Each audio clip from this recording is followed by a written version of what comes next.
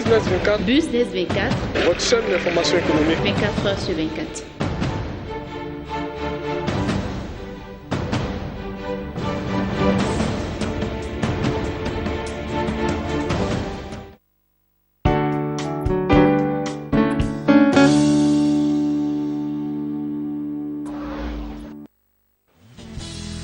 Pour construire une maison, l'aménager ou même l'embellir, le carrelage semble être un élément essentiel.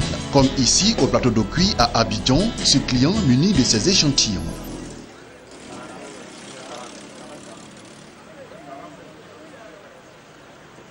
Je suis venu payer des carreaux, mais en petite quantité. Ça, par exemple, c'est pour 1 mètre carré, celui-là, c'est pour 1 mètre carré.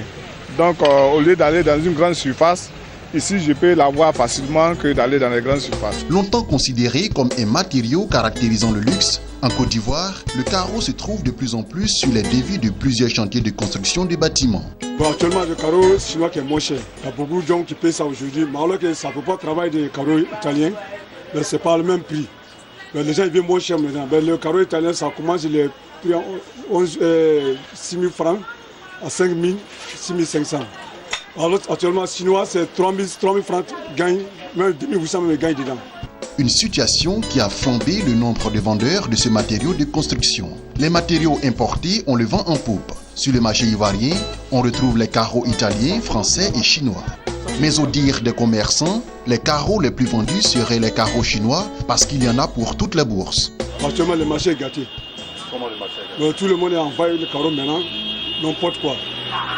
Les carreaux, c'est tout le monde vend maintenant. Les Kingaris vendent, les Libanais, tout le monde y vend maintenant. Quand bien même pour certains vendeurs, comme Simaga Moussa, ce commerce leur permet de vivre, pour d'autres par contre, avec les revenus aléatoires, il est difficile de s'en sortir. Les difficultés qui sont dues selon eux au nombre trop élevé de vendeurs et à la mauvaise foi de certains clients. Ce qui est récurrent, c'est nous ici.